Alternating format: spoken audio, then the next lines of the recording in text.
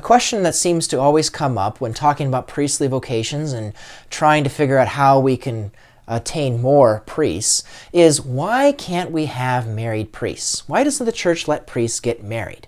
If the church allowed priests to get married, then we would have more than enough priests, they say. Well, in addressing that, let me first give some theological reasons, then I'll look at some statistics, and then finally we'll give just a few pragmatic reasons as well. So first, a little bit of theology. Now, it's true that choosing priests from men that are called to a celibate vocation is a church discipline. It's not a doctrine, and so in practice, there are on occasion married priests. And usually that comes about in the case of, say, a married minister in a different Christian church converts to the Catholic Church, and then they're allowed to go through a process and become a priest. But these are exceptions, not the rule. And the reason is because the church recognizes marriage and the celibate vocation as complementary forms of spousal love.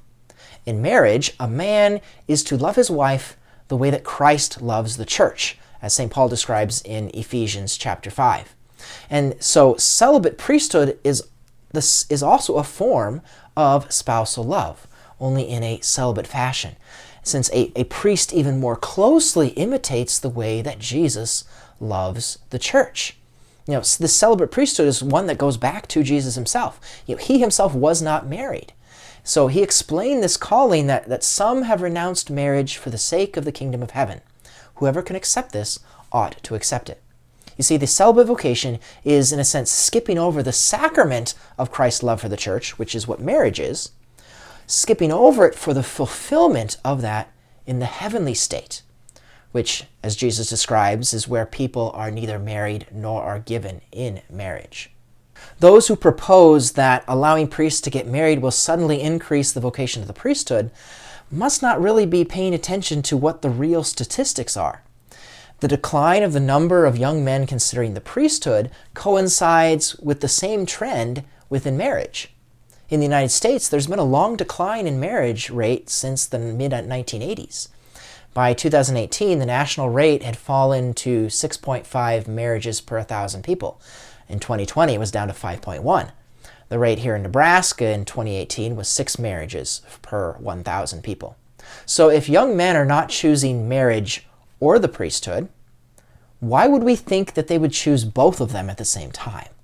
It seems that there's something more here that we find both in young men and in young women, that they're not being formed to give of themselves selflessly in spousal love, which is the underlying factor behind both priesthood and marriage. And so the real solution will need to address the underlying issues. And finally, I want to mention 2 pragmatic reasons why married priests aren't exactly what some people think they might be. So married priests would be actually less available for priestly ministry, as they also need to have time to care for their family, their spouse, and their children. As St. Paul says in his first letter to the Corinthians, a married man is anxious about the things of the world, whereas an unmarried man is anxious about the things of the Lord. Secondly, married priests would cost more. Parishes would need to pay married priests a just amount so that they could care for their family. And that would put a greater strain upon parishes that many who already struggle financially, and might end up hastening parishes having to close. See, this proposed solution requires the church to change her discipline so that we don't have to change. This and other quick fixes to the vocations issue each require somebody else to change so that I don't have to change. But the Christian faith has always been about our conversion back to Jesus Christ. As I'll talk about in a coming part, the real solution to the vocations issues is connected to this conversion of our own hearts.